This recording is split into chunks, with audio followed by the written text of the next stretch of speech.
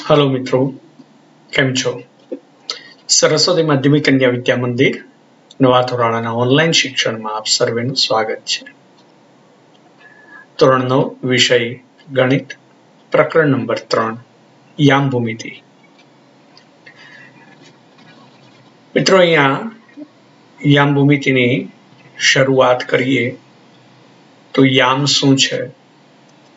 આ યામ ભૂમિતિને કાર્ટેશીય યામ પદ્ધતિ અથવા તો યામ ભૂમિતિ શા માટે કહીએ છીએ એના વિશેની જાણકારી આપણે પ્રાપ્ત કરીએ. તો મિત્રો, અગાઉ તમે સંખ્યા રેખા પર બિંદુનું નિરૂપણ કરતા શીખી ગયા છો 8મા ધોરણની અંદર. તમે એ પણ જાણો છો કે બિંદુને રેખા પર કેવી રીતે દર્શાવવું. વાસ્તવમાં મોટાભાગની પરિસ્થિતિઓમાં બિંદુનું ચોક્કસ સ્થાન દર્શાવવા એક કરતા વધારે રેખાઓના સંદર્ભની જરૂર પડે છે. દાખલા તરીકે અહીંયા એક પરિસ્થિતિ આપેલી છે, એનો આપણે વિચાર કરીએ તો આકૃતિ 3.1 ની અંદર રહેણાંક વિસ્તારમાં મુખ્ય રસ્તાઓ પૂર્વથી પશ્ચિમ દિશા તરફ અને શેરીનું નામાભિધાન પશ્ચિમથી પૂર્વ તરફ કરેલું છે. વળી દરેક શેરી પર ઘરના નંબર દર્શાવેલ છે. અહીં આ પરિસ્થિતિમાં આપણા મિત્રનું ઘર શોધવા તે અંગે એક સંદર્ભ જાણતા હોઈએ તે પર્યાપ્ત છે. કોઈ એક સંદર્ભ જાણતા હોઈએ એટલું પૂરતું છે. તે માટે જો આપણે જાણીએ કે તે શેરી નંબર 2 માં રહે છે તો આપણે તેનું ઘર સરળતાથી શોધી લઈશું? ના, કારણ કે તમે જોઈ શકો છો મિત્રો, શેરી નંબર 2 ની અંદર 5 ઘર છે. તો ખરેખર એનું ઘર કયું છે? તો જે શેરીમાં મિત્રનું ઘર આવેલું છે તે શેરીનો નંબર અને તેના ઘરનો નંબર બંને જાણતા હોઈએ તો આવી માહિતી પરથી જેટલી સરળતા રહે તેટલી સરળતા માત્ર એક જ બાબત જાણતા હોઈએ તેનાથી રહેતી નથી. જો આપણે બીજી શેરીમાં અને ઘર નંબર 5 માં પહોંચવું હોય તો સૌપ્રથમ બીજી શેરીને ઓળખવી પડે અને ત્યાં પહોંચીએ એ શેરીમાં 5 નંબરનું ઘર શોધી શકાય. તો આ રીતે બે બાબત છે એ આપણી પાસે હોવી જોઈએ, એક શેરી નંબર અને એક ઘર નંબર. કારણ કે અહીંયા બે વસ્તુઓ આપેલી છે. તો આકૃતિ 3.1 માં જોઈએ તો 2 નંબરની શેરીમાં 5 નંબરનું ઘર એ આપણું H દર્શાવે છે. એ જ રીતે શેરી નંબર 7 માં 4 નંબરનું ઘર એ P દર્શાવે છે, જે આપણું બીજું સ્થાન છે. તો આ રીતે મિત્રો દરેક બાબતો ને સરળતાથી શોધવી હોય તો બે વસ્તુઓ આપણે જાણતા હોવા જોઈએ. એ જ રીતે ધારો કે તમે કાગળના ટુકડા પર એક ટપકું કરો છો. અહીંયા આકૃતિ 3.2 માં એ આકૃતિ આપેલી છે જેમાં કાગળના ટુકડા ઉપર એક ટપકું કરો છો. જો અમે તમને પૂછીએ કે કહો કાગળ પર ટપકાનું સ્થાન ક્યાં છે, અહીંયા કાગળ પર ટપકાનું સ્થાન ક્યાં છે, તો તમે કેવી રીતે જણાવશો? કદાચ તમે તમારી રીતે કેટલાક પ્રયત્ન કરશો કે ટપકું કાગળના ઉપરના અર્ધતલના ભાગમાં છે, તે કાગળની ડાબી ધારની નજીક છે અને તે કાગળની ડાબી બાજુ ઉપરના ખૂણાની ઘણી નજીક છે. શું આ મંતવ્યો પરથી ટપકાનું ચોક્કસ સ્થાન નક્કી કરી શકાય? તો આપણે કહી શકીએ મિત્રો, એ રીતે તો ચોક્કસ સ્થાન નક્કી કરી શકાય નહીં. પણ તમે એવું કહો કે ટપકું કાગળની ડાબી ધારથી 5 સેન્ટીમીટર દૂર, તો તે આપણને વિચારવામાં મદદ કરે અને એના ચોક્કસ સ્થાનનો ખ્યાલ આવે. તો એ એક બાબત થઈ કે ડાબી ધારથી 5 સેન્ટીમીટર દૂર.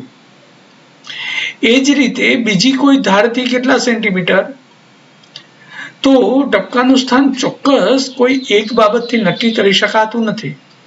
માટે આપણે કહી શકીએ કે ડાબી બાજુની ધારથી 5 સેન્ટીમીટર અને નીચેની ધારથી 9 સેન્ટીમીટર ઉપર છે, તો હવે આપણને ટપકું એક્ઝેક્ટલી ક્યાં છે એ આપણે સ્પષ્ટપણે નક્કી કરી શકીએ છીએ. તો આ રીતે કોઈ ટપકાના સ્થાનને નક્કી કરતી વખતે બે બાબતો આપણને આપેલી હોવી જોઈએ. એક કેટલું દૂર, એક કેટલી ઊંચાઈ. એટલે કે બે સ્થાન એના ડાબીથી કેટલા અંતરે અથવા જમણીથી કેટલા અંતરે, નીચેથી કેટલા અંતરે અથવા ઉપરથી કેટલા અંતરે, આમ બે માપો આપેલા હોવા જોઈએ. તો આપણે એનું ચોક્કસ સ્થાન નક્કી કરી શકતા હોઈએ છીએ. આપણે ટપકાનું સ્થાન બે રેખા એટલે કે ડાબી ધાર અને તળિયાની ધારથી કેટલું અંતર છે તે પરથી આપણે નિશ્ચિત કરી શકીએ છીએ. આમ બીજા શબ્દોમાં કહીએ તો આપણા માટે બે સ્વતંત્ર માહિતી ટપકાનું સ્થાન નક્કી કરવા માટે જરૂરી છે. હવે મિત્રો એક પ્રવૃત્તિ કરીએ અને વર્ગખંડમાં આ બેઠક વ્યવસ્થાની એક પ્રવૃત્તિ કરી અને આપણે ચોક્કસ સ્થાન કઈ રીતે નક્કી થાય છે એ સમજીએ. હવે જો મિત્રો, બધી પાટલીઓ સાથે રાખીને તમારા વર્ગખંડની બધી પાટલીઓની બેઠક વ્યવસ્થાનું એક ચિત્ર તૈયાર કરો. દરેક પાટલીને ચોરસ તરીકે દર્શાવીએ. દરેક ચોરસમાં જે પાટલી પર વિદ્યાર્થી બેસે છે તે દરેક પાટલી ઉપર વિદ્યાર્થીનું નામ લખીએ. દરેક વિદ્યાર્થીનું સ્થાન વર્ગખંડમાં બે સ્વતંત્ર માહિતીથી ચોક્કસ દર્શાવી શકાય છે. એક, એ કયા સ્તંભમાં બેસે છે, અને એક, તે કઈ હારમાં બેસે છે. મતલબ આપણી પાસે બે બાબત હોવી જોઈએ, કયો સ્તંભ અને કઈ હાર. જો તમે એમ કહો કે પાંચમો સ્તંભ અને ત્રીજી હારમાં બેસો છો, તો આપણને આકૃતિ 3.3માં રંગીન ચોરસ દર્શાવેલ છે અને એમાં તમારું સ્થાન આ રીતે 5-3 લખી શકાય. શું કામ? પાંચમો સ્તંભ અને ત્રીજી હાર, પ્રથમ સ્થાન છે એ સ્તંભ દર્શાવે છે અને બીજું સ્થાન હાર દર્શાવે છે. તો તમારા વર્ગમાં બીજા વિદ્યાર્થીઓના નામ અને સ્થાન તમે આ રીતે દર્શાવી શકો. ઉદાહરણ તરીકે, જો સોનિયા ચોથા સ્તંભમાં અને પ્રથમ હારમાં બેઠી હોય તો આપણે એને સોનિયા 4-1 લખીએ છીએ, જેમાં ચોથો સ્તંભ અને પ્રથમ હાર છે. હવે શિક્ષકનું ટેબલ તમારી બેઠક વ્યવસ્થાનો ભાગ નથી. આપણે શિક્ષકને માત્ર કોઈ નિરીક્ષકના રૂપમાં લઈએ છીએ. તો આ રીતે કોઈ બે સ્થાનોને આધારે આપણે નક્કી કરી શકીએ છીએ. આકૃતિ 3.3 જુઓ મિત્રો. અહીંયા આ જે ચોરસ સ્થાન આપેલું છે, તો આ ઊભા જે છે એ સ્તંભ છે અને જે આ આડી લાઈન છે એને હાર કહીએ છીએ. તો પાંચમો સ્તંભ એટલે આ થયો અને એમાં ત્રીજી હાર એટલે આ ચોરસનું સ્થાન નિશ્ચિત થયું. એ જ રીતે સોનિયા માટે જોઈએ તો એમાં ચોથો સ્તંભ અને પહેલી હાર છે. તો મિત્રો આ રીતે સ્તંભ અને હાર, આવા બે સ્થાન,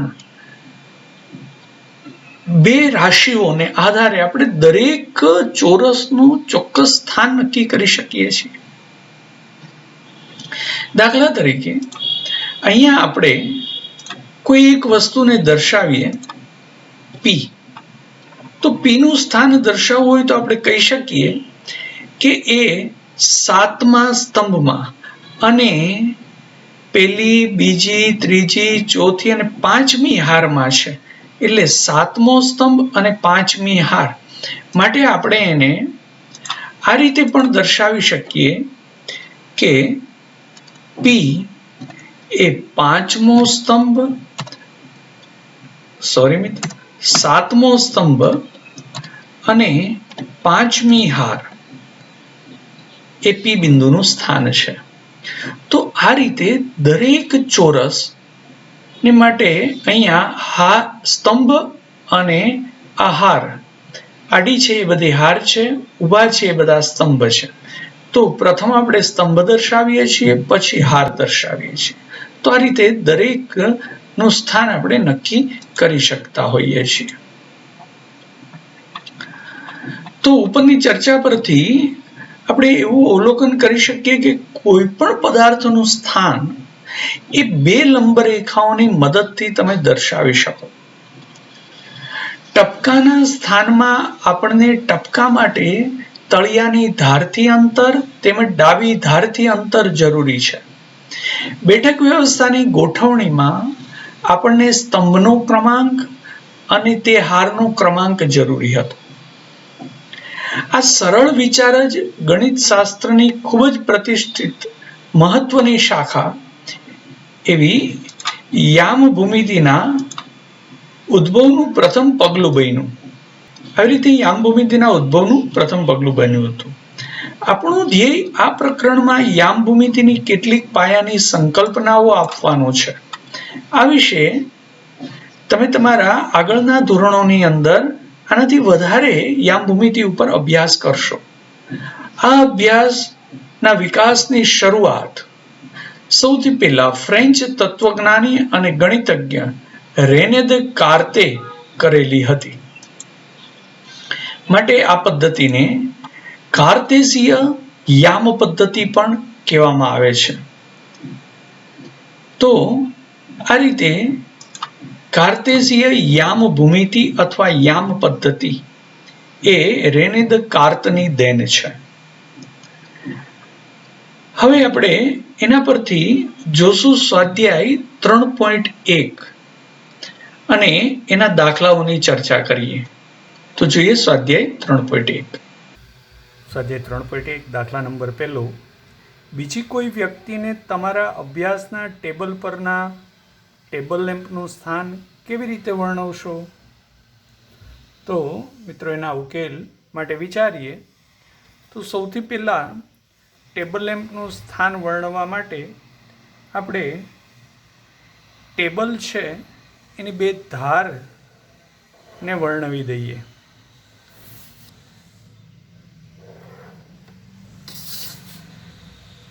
જેમાં આ ડાબા હાથ તરફની જે રેખા છે એને આપણે વાય અક્ષ કહી દઈશું અને સમક્ષિતિજ રેખા છે જે અભ્યાસના ટેબલનું નીચેની ધાર છે એને આપણે એક્સ અક્ષ કહી દઈશું. આ રીતે નીચેની ધાર એક્સ અક્ષ અને ડાબા હાથ તરફની ધાર એ વાય અક્ષ થઈ જશે. તો એક્સ અક્ષની બંનેને છેદતું જે બિંદુ છે ઉદ્ગમ બિંદુ થઈ જશે અને એમાં ટેબલ એ આ ધાર થઈ જશે. આ ધાર છે એ ટેબલની એક ધાર આ થશે અને ડાબા હાથ તરફની એ બીજી ધાર થશે. માટે બંને ધાર છેદતી હોય તો એનાથી આ પ્રથમ ચરણ છે એ ટેબલની સપાટીનું ચરણ છે એ રીતે આપણે સમતલને લેશું. તો મારી જે આ નજીકની દિશા છે એ ટેબલની એક ધાર છે જે એક્સ અક્ષની ધન દિશા અને ડાબા હાથની વાય અક્ષની ધન દિશા એ ટેબલની બીજી ધાર છે. હવે મિત્રો કોઈ પણ એક ટેબલ લેમ્પ, આ ટેબલ લેમ્પ છે, એનું સ્થાન નક્કી કરવું હોય, એનું મારે સ્થાન વર્ણવવું હોય તો હું કહી શકીશ કે મારા ડાબા હાથની ધારથી એ કેટલું દૂર છે. તો એ ડાબા હાથની ધારથી એ જેટલું દૂર છે એ એક્સ સેન્ટીમીટર દૂર છે. તો હું કહી શકીશ ડાબા હાથની ધારથી ધારો કે તે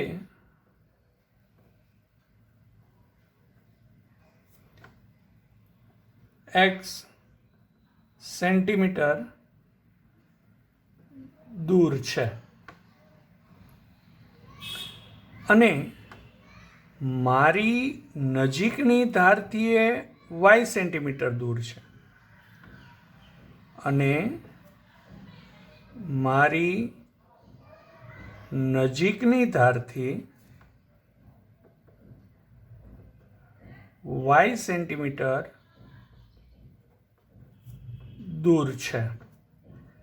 તો એનો અર્થ એ થયો કે આ નજીકની ધાર છે ત્યાંથી આ વાય સેન્ટીમીટર દૂર થયું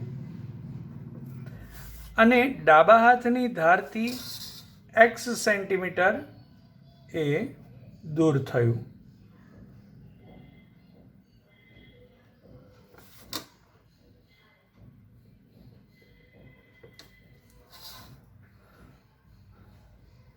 તો આ રીતે ટેબલ લેમ્પનું સ્થાન દર્શાવવા માટે ડાબા હાથની ધારથી એક ચોક્કસ માપ દૂર અને નજીકની ધારથી એક ચોક્કસ માપ દૂર અંતરે એ ટેબલ લેમ્પ રહેલો છે. એનો અર્થ એ થયો કે બે સ્વતંત્ર માહિતીની મદદથી ટેબલ લેમ્પનું સ્થાન વર્ણવી શકાય.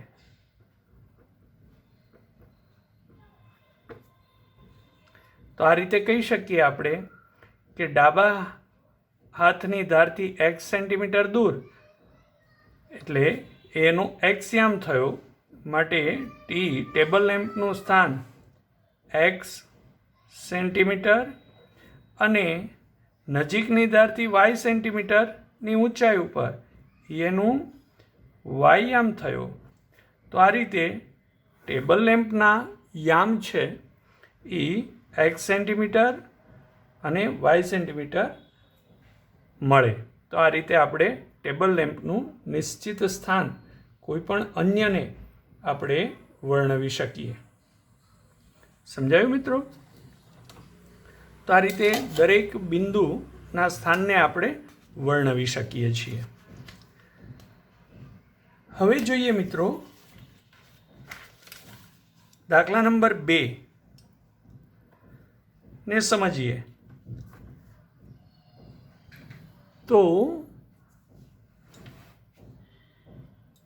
શહેરના બે મુખ્ય રસ્તાઓ શહેરના કેન્દ્ર આગળ એકબીજાને છેદે છે. આ બે રસ્તાઓ ઉત્તર દક્ષિણ દિશાઓ અને પૂર્વ પશ્ચિમ દિશાઓમાં છે. શહેરની બાકીની બધી શેરીઓ આ રસ્તાની સમાંતર છે અને પરસ્પર 200 મીટર દૂર છે અને દરેક દિશામાં 5 શેરીઓ છે. તો પહેલાં તો મિત્રો આપણને બે રસ્તાઓ કીધા છે ઉત્તર દક્ષિણ દિશામાં અને પૂર્વ પશ્ચિમ દિશામાં. તો આપણે બે રસ્તાઓ દોરી દઈએ. તો આ પૂર્વ પશ્ચિમ દિશાનો રસ્તો અને આ ઉત્તર દક્ષિણ દિશાનો રસ્તો.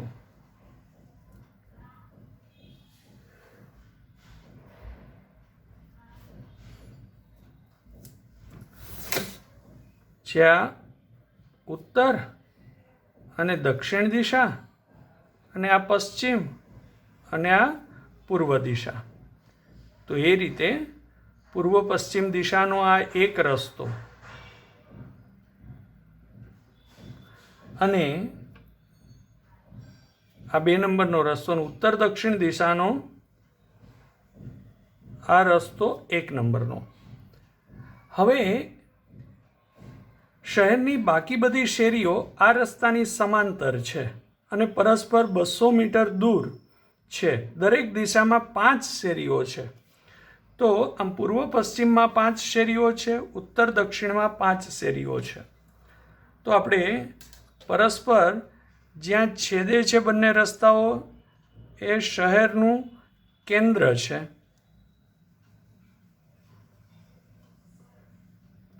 જેને આપણે ઉદ્ગમ બિંદુ કહીશું.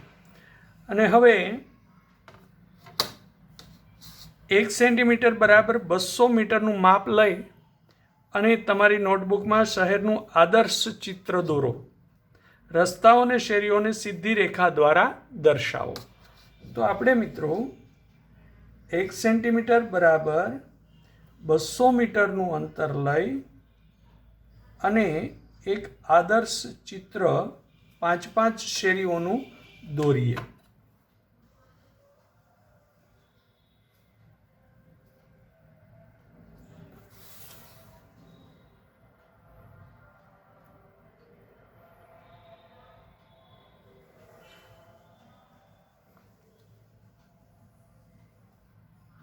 આ બધી શેરીઓ એકબીજાને સમાંતર છે.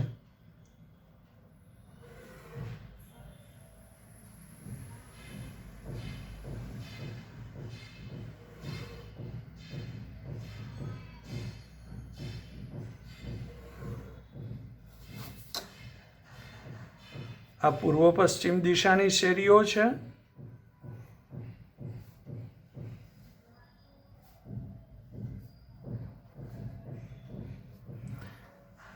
તો આ શેરી નંબર 1 છે, આ શેરી નંબર 2, આ શેરી નંબર 3, આ શેરી નંબર 4 અને આ શેરી નંબર 5 જે પૂર્વ પશ્ચિમની શેરીઓ છે. એ જ રીતે ઉત્તર દક્ષિણની શેરીઓ દોરીએ.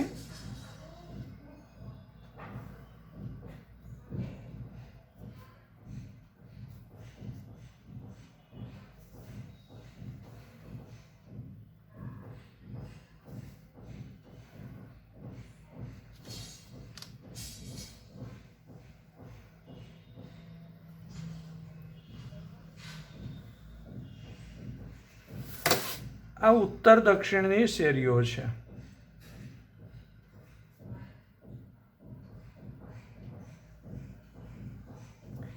આ શેરી નંબર 1, આ 2, આ 3, આ 4 અને આ 5 નંબરની શેરી.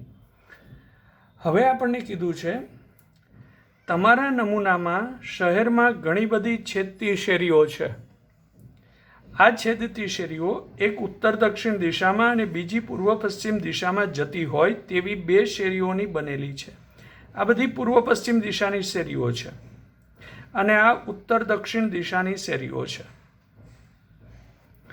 દરેક લંબ શેરી નીચેના અનુસંધાનમાં દર્શાવાય છે. જો બીજી શેરી ઉત્તર દક્ષિણ દિશામાં અને 5મી શેરી પૂર્વ પશ્ચિમ દિશામાં ક્યાંક મળતી હોય, બરાબર, જુઓ, બીજી શેરી ઉત્તર દક્ષિણમાં, ઉત્તર દક્ષિણની આ પહેલી શેરી, આ બીજી શેરી, અને 5મી શેરી પૂર્વ પશ્ચિમની આ પહેલી, બીજી, ત્રીજી, ચોથી અને 5મી, એ પરસ્પર જ્યાં છેદતી હોય એ છેદતી શેરીને 2-5 કહેશું. એનો અર્થ એ થયો ઉત્તર દક્ષિણ દિશામાં આ પહેલી, બીજી, અને પૂર્વ પશ્ચિમમાં આ પહેલી, બીજી, ત્રીજી, ચોથી અને 5મી. તો અહીંયા 2-5 થશે. તો આપણે આ છેદતી શેરીને 2-5 કહેશું. હવે આ રૂઢિનો જ ઉપયોગ કરીને આપણે નીચેના પ્રશ્નોના જવાબ આપવાના છે મિત્રો. તો એમાં આપણો પહેલો પ્રશ્ન જોઈએ કે કેટલી છેદતી શેરીઓનું નામાભિધાન 4-3 તરીકે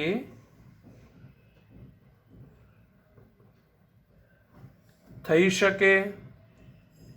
એટલે કેટલી શેરીને આપણે 4-3 કહી શકીએ? તો મિત્રો 4 એ થયું પૂર્વ પશ્ચિમ દિશાની ચોથી અને ઉત્તર દક્ષિણ દિશા ઉત્તર દક્ષિણ દિશાની આ ચોથી અને પૂર્વ પશ્ચિમ દિશાની આ ત્રીજી. તો એવી કેટલી છેદતી શેરીઓનું નામાભિધાન થાય? તો ચોથી ઉત્તર દક્ષિણી. ઉત્તર દક્ષિણની આ પહેલી, આ બીજી, આ ત્રીજી અને આ ચોથી એ ઉત્તર દક્ષિણની થઈ. હવે ત્રીજી શેરી છે એ પૂર્વ પશ્ચિમની. તો અહીંથી જોઈએ પહેલી, બીજી અને ત્રીજી. તો અહીંયા જે થશે એ ઉત્તર દક્ષિણની ચોથી અને પૂર્વ પશ્ચિમની ત્રીજી. તો આનું નામાભિધાન 4-3 થશે. તો એનો અર્થ એ થયો કે આવું નામાભિધાન આ એકનો જ થઈ શકે. એકથી વધારે છેદતી શેરીઓનું નામાભિધાન આ રીતે થઈ શકે નહીં. આ એક જ શેરી જે છેદે છે ચોથી ઉત્તર દક્ષિણની અને ત્રીજી પૂર્વ પશ્ચિમની, તો એવી આ એક જ પરસ્પર છેદતી શેરીઓ મળે અને એનું નામાભિધાન થઈ શકે. તો આવી આપણે કહી શકીએ કે અનન્ય છેદતી શેરીનું નામાભિધાન 4-3 થાય. આ એનો ઉકેલ થશે. એટલે મિત્રો સમજાણું કે આવી એક જ છેદતી શેરી મળે કે જેનું નામાભિધાન 4-3 હોય, જે અહીંયા જોઈ શકાય છે.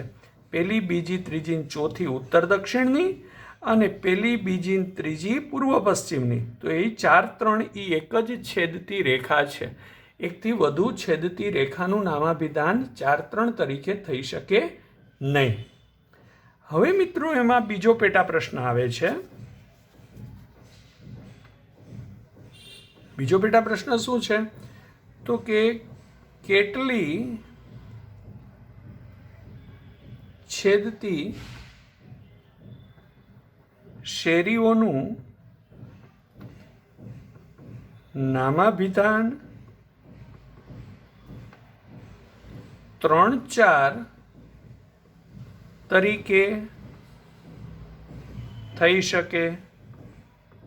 હવે મિત્રો 3-4 કીધું એટલે પહેલા એક્સયામ 3 આવ્યો, વાયયામ 4 આવ્યો. એક્સયામ છે એ આપણે ઉત્તર દક્ષિણ લેવાનો છે, અહીંયા આપણને કીધું છે એ મુજબ, અને પૂર્વ પશ્ચિમની ચોથી શેરી લેવાની છે. તો હવે આવો જોઈએ કેટલી શેરીઓનું નામાભિધાન આ 3-4 થઈ શકે. તો જુઓ, આ પહેલી, બીજી, ત્રીજી એ ઉત્તર દક્ષિણની ત્રીજી શેરી અને પૂર્વ પશ્ચિમની ચોથી, એટલે પહેલી, બીજી, ત્રીજી, ચોથી. કારણ કે આ તો મુખ્ય રસ્તો છે.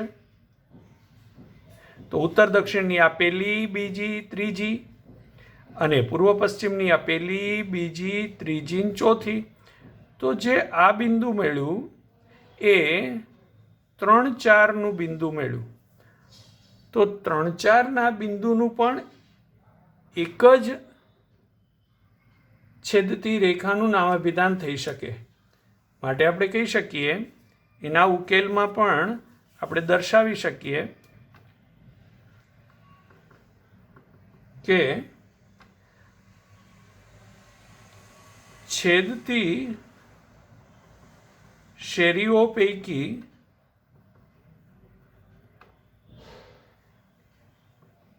એક અને માત્ર એક નામાભિધાન 3-4 થઈ શકે,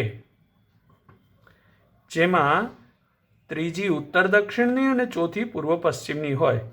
અહીંયા મિત્રો અહીંયા આપણે અનન્ય કહ્યું, અહીંયા એક અને માત્ર એક કહ્યું. બે વસ્તુ એક જ છે એટલે બંને શબ્દોનો આપણે ઉપયોગ કરીને તમને સમજાવ્યું. અહીંયા અનન્ય પણ વાપરી શકો ને અહીંયા એક અને માત્ર એક પણ વાપરી શકો. કારણ કે એક અને માત્ર એક એટલે જ અનન્ય. એટલે કે એવી એક જ શેરી આપણને મળે છે કે જેમાં 3 અને 4 એવું નામાભિધાન કરી શકાય. એટલે આપણે કહી શકીએ કે 3-4 વાળી એક જ શેરી આપણને મળે છે. તો અહીંયા મિત્રો સ્વાધ્યાય 3.1 પૂર્ણ થાય છે. હવે પછીના વિડીયોમાં જ્યારે મળીશું ત્યારે આગળ ઉપર યામ સમતલની અંદર દરેક યામની નિશાની અને કયા ચરણ છે, યામ સમતલમાં યામાક્ષો કોને કહેવાય, ચરણ કોને કહેવાય, અને એની અંદર યામની નિશાનીઓ કેવી હોય તો કયા ચરણની અંદર એ બિંદુ આવે એની સમજૂતી પ્રાપ્ત કરીશું. તો મિત્રો પુનરાવર્તન કરતા રહેજો, સ્વસ્થ રહેજો. આવજો મિત્રો.